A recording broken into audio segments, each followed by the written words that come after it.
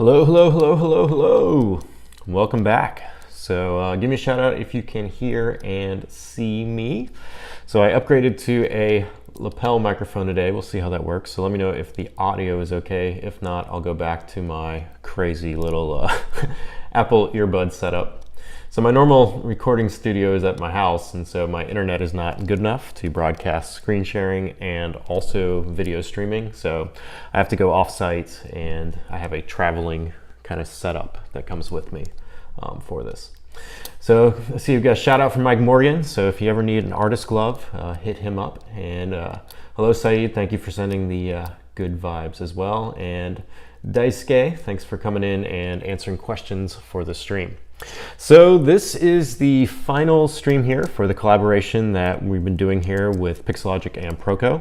So if you're not sure what Proko is, if you're coming from the Pixologic side, Proko is an amazing online art resource that has a ton of great art tutorials, and they have a whole YouTube channel that you can go to and learn a ton of amazing things. Proko himself is an amazing character artist, or just artist in general, does great anatomy drawings, and has a lot of great information for just any kind of artistic kind of stuff you may be into. And it definitely, anything on the Proko site will definitely correspond and relate directly to ZBrush as well. So I'm gonna put some chats in, or some links into the chat here. So the first one we have here is the kind of our ZBrush calendar page here, the one I've got up, and then I'll post a link as well to the video here. So for this collaboration, we teamed up with Scott Flanders, and so here you have Scott here, and he's got the look of like, what did you do to my model kind of thing. And so he gave the initial concept for the piece here, and the collaboration aspect is we're kind of working on like an IP pitch. So basically, if you're in a production studio, it'd be me sitting next to Scott, and then we probably have an art director working with us. And the art director would pitch us an idea. Scott would go through and do the initial kind of drawing, loose, rough sketch of it. I'd go through and start blocking out the model, and then we kind of go back and forth in between each other and the art director until we fleshed out the design. Now, the reason for this is it's not your general kind of outsourcing kind of mentality where you'd have a set of concept art that gives you front, back, and side views, and then you're working from those. This is more of a collaboration, so it's coming up with the design. And usually nowadays you have a 2D artist and a 3D artist working in tandem side by side.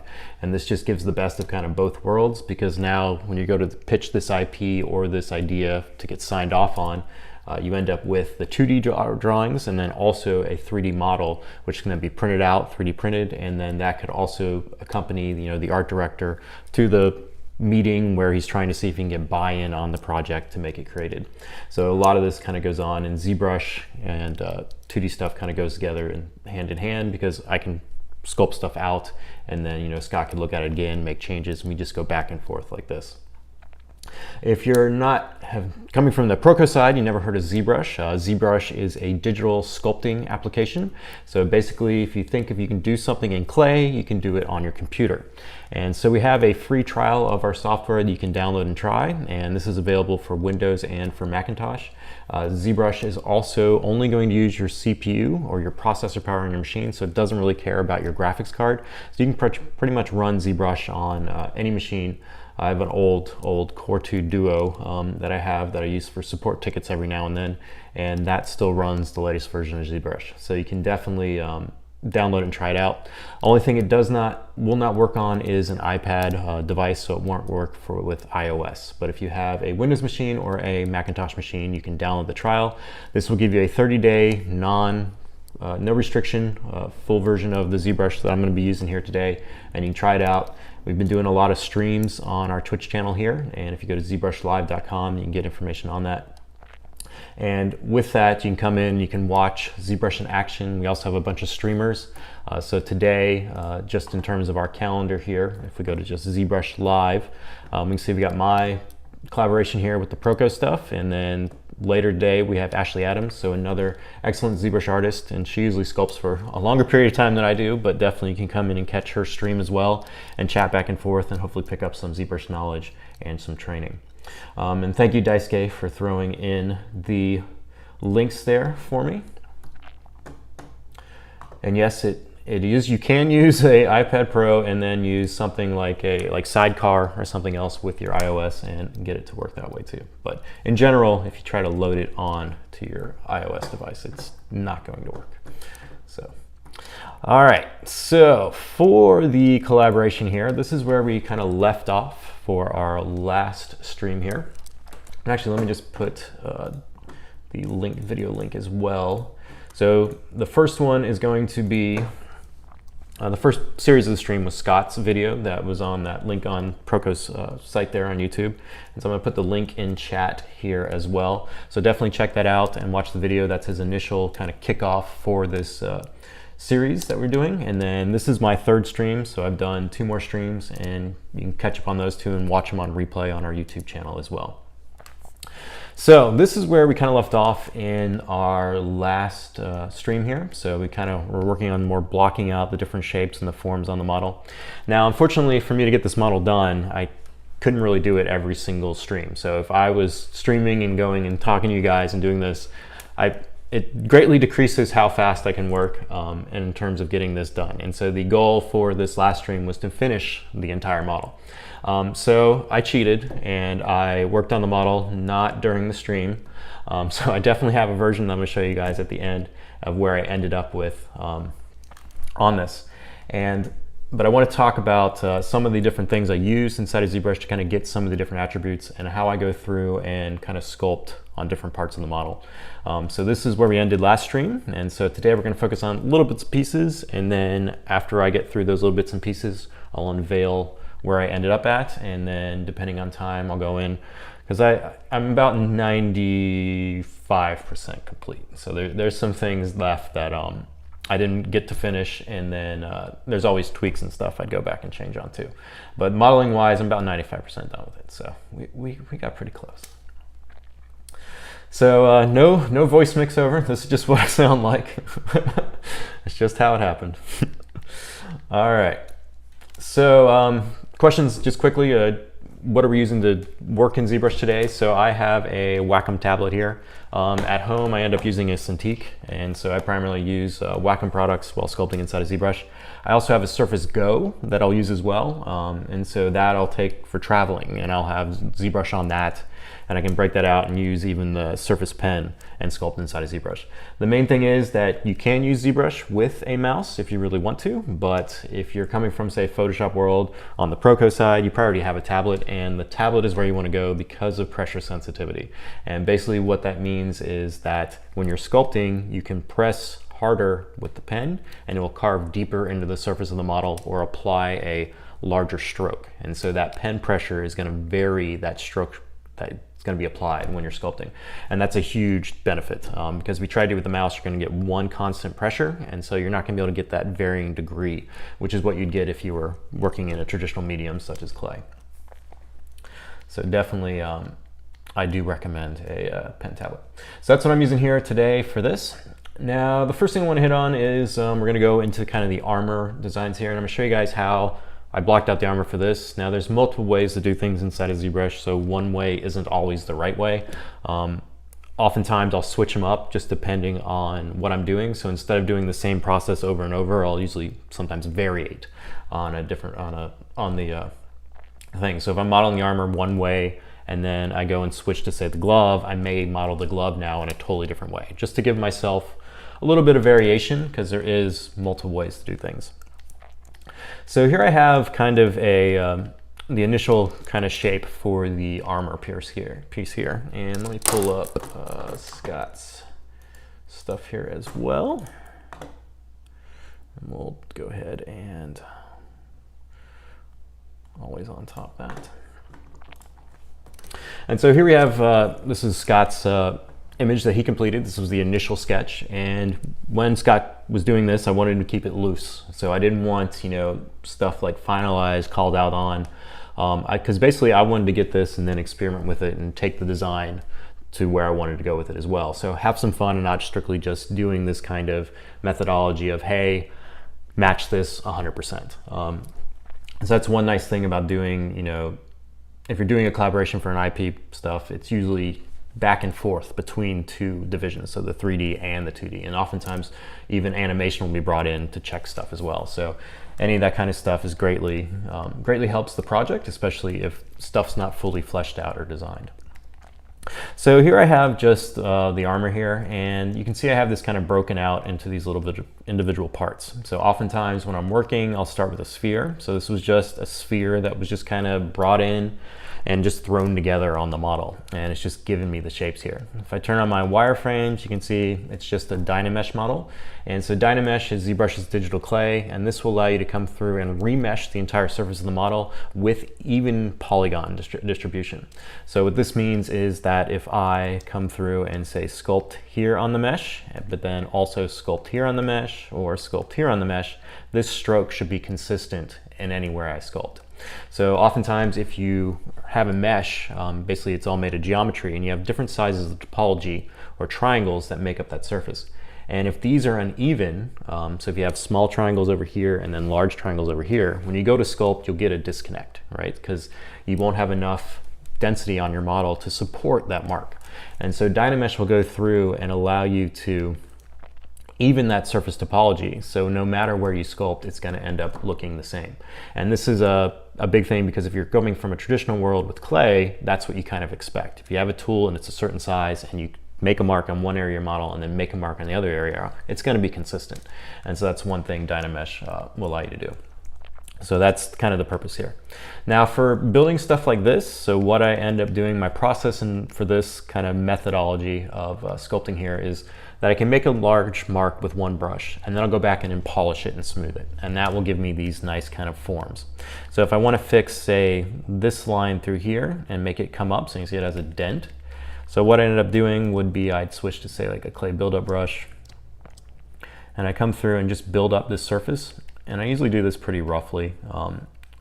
It's never really a real clean stroke. And then I'll come back in and I'll smooth it out. This is just building and then smoothing. And I'm just trying to find a line. So I want this line to connect, and that's pretty much all I'm looking for right now. I just want to get that base shape out of it. And I can continue this up. I could even switch to, say, the move brush and pull these out as well. And I'm just looking for that form. Now, if you've watched any of the recent ZBrush Masters streams that we've been doing here as well, we'll have a lot of artists talk about form, and I think it's rubbing off. So if you hear me say that form or correspond to that, it's because I've been watching those as well. Because I don't think I've ever used the word form until I started watching those. So I definitely picked that up from those.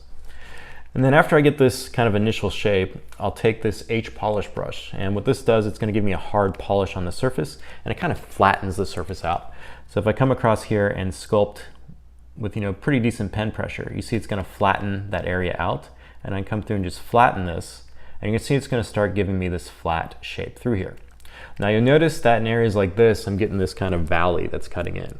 And so I don't want that valley. I want it to be a flat surface across between these 2 points. So I've established this one edge, and I have this one edge already, and I want this to be flat, because that's what you'd have in sort of like an armor, right? You wouldn't have this kind of cut in or this divot.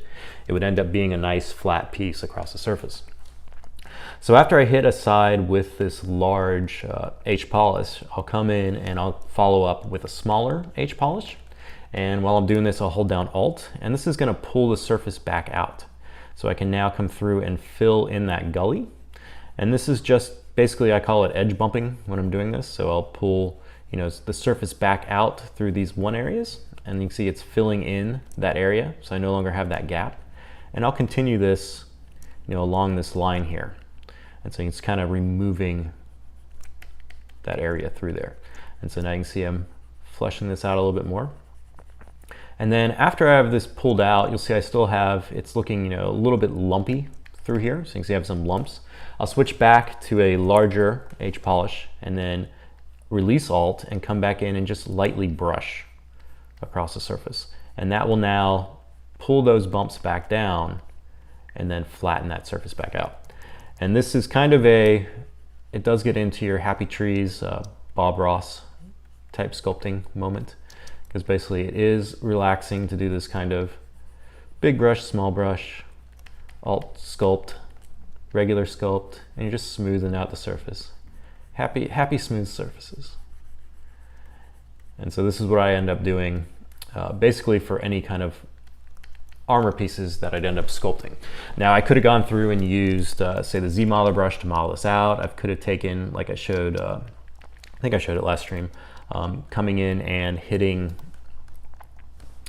just a low polygon piece of geometry and then just using move on it. And if it's low polygon enough, you can keep the harsh edges and then go in and deform it, and it'll give you a nice result too. But this is the other kind of way that I come through. And you can see I'm already getting into that happy trees moment. And then another thing with this, definitely, like if I want to make a new part, I would come in and just hit it with a really hard, so this is just as an example, like I just block out my shape. So if I wanted to do something, this isn't going to stay, but block it out quickly with just the clay buildup brush. And then I'll come in and just smooth it out. And then I'll come back in with that H polish brush. And then as you can see, I can come in and just flatten the surfaces out. And this is going to give me kind of that metal armor structure as well. And then just come back in and edge bump these.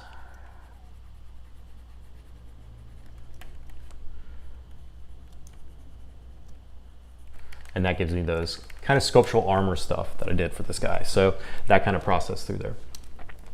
Let me see what we got for questions here. So Daisuke's helping with this. Let's see here. I have no shame for cheating and finishing this out of stream. So character is standing up in his concept. That is why he's taller.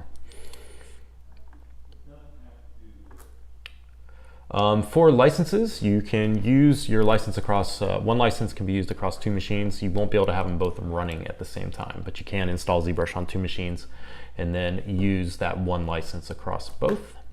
The Surface Go, for performance, we had a question about that. It's pretty good. It's not the most powerful machine, so don't expect a lot out of it, but for like a decent travel companion kind of digital sketchbook, it works pretty well. I use it a lot with Sculptris Pro. Just basically I have like a sphere that automatically loads and then I go in and sculpt on it in Sculptris Pro.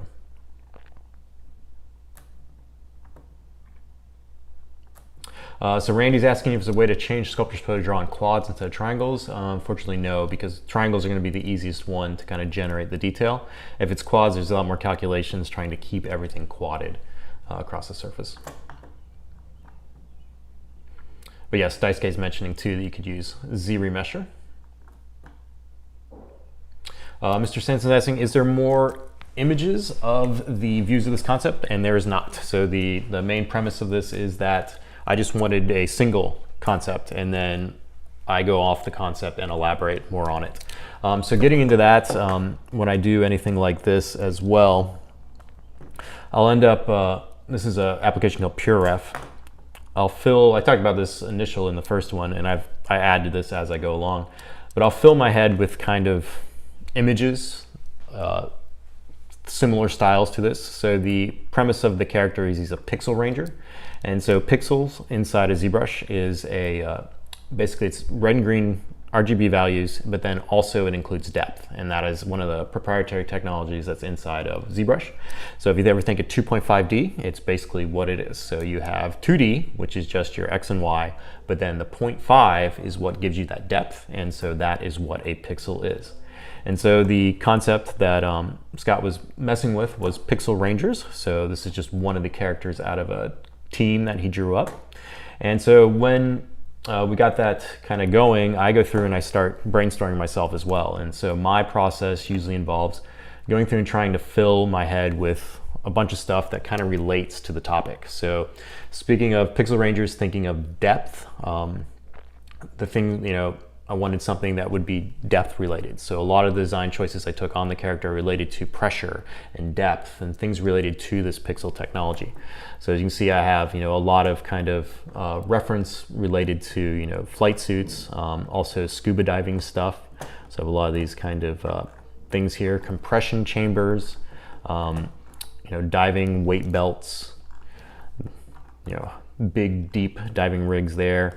These are some like stuff I've added just for like handle designs. So I gave the character a weapon, and so just having different methodologies on that, and then also different elements that I found kind of appealing or interesting as I was using this. So I'll basically take all these, and then I have also a library of art books in my studio, and I'll often, if I'm starting a project, I'll go through and kind of look through those, kind of get inspiration ideas and kind of fill my head with that. And then as I go into sculpt, any of those kind of shapes or designs that maybe I'm living in my brain come out, and that's kind of where we go with it.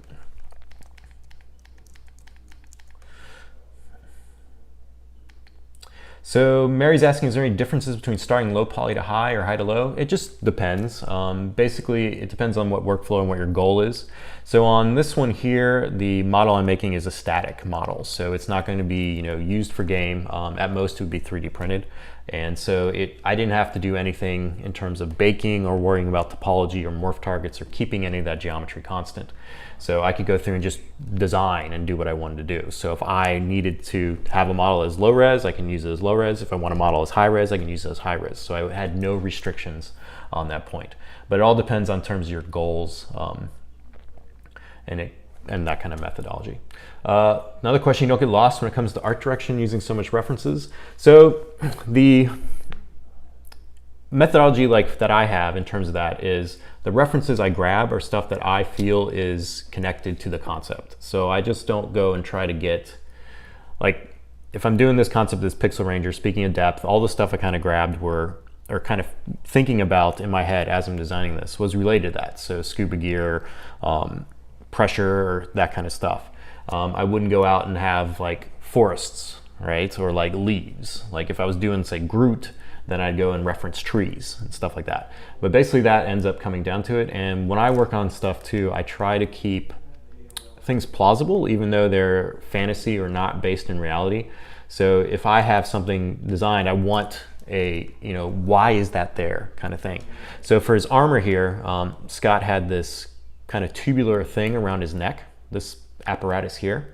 And so what is this apparatus? So as I was working on it, I was thinking, okay, well if he's dealing with depth, he's going to be down in, the depths of whatever this zone is that they're going and grabbing these pixels from. And with that, you have to have some way to achieve neutral buoyancy, okay? So that comes into play that this would be almost like an air bladder, right? So this now, in my design, becomes an air bladder. And so how does this air bladder work? Where does it get its air from? It's got to regulate that pressure up and down so that the character can achieve neutral buoyancy. So I'll go in and think about that kind of stuff as I'm modeling it, and then that's where my kind of design process comes to. So for the armor here, I just basically went through and sculpted that, and then with this, you can see I modeled it in a static pose. So if I go back to my original character, I already started experimenting with the kind of pose I wanted early on with him. And so I often work in multiple files. So I'll have, say, a version like this where I've had the pieces that may be done, and I'll often have them as decimated pieces. And I bounce back and forth stuff quite a bit. So I don't usually work with one project or one file that has everything in it. I usually have stuff all over the place. So something like this, I'd have the armor in its own kind of scene. And this was the kind of original kind of template file that I had here with the character in the T-pose. Now I know this character was never going to be delivered or viewed in the T-pose, but it's a lot easier for me to model on the T-pose and then take that asset and move it onto the 3D asset. Now when I did this, one thing that if you move a model inside of ZBrush, you're going to lose that nice symmetry. So right now, if I come in and sculpt on this side and that side, you can see it's symmetrical across. So what I want to do at this stage, since this is a Dynamesh model, is I would come through and I'd end up Z-remeshing this. And this is going to generate a lower res version of it that I can then use to project the high res details back. So also related to the low res and high res stuff, you can always go back and forth if need to. So unless you're restricted initially early on that this poly count and these vertex orders must stay the same for doing morph targeting, that's the only reason why you need to stay one way, or like keep that low res model. because you can always rebuild a low-res model too and then project the details back. And inside of ZBrush, you can always project anything back. So I'll work in bits and pieces too and project things back. So I do that oftentimes more than using any of the layer stuff, because we do have layers in ZBrush too, which will work kind of on like a morph target basis as well. But I'll end up doing projections more than any layers too. So oftentimes I'll duplicate tools and then project. So for my armor here, I can come over and duplicate this. And now I have another version of it. And with this version of it, I'm just gonna run it through ZRemesher. And ZRemesher is going to take this, I'm gonna make sure I have my symmetry on, and it's just going to reduce the polygon count and give me a low res version of it. Now here I can set the target polygons. I could also have it try to find edges, so I'm gonna turn that on there, and then I'm going to ZRemesh. And let's see what we got here. Got some questions, so many questions.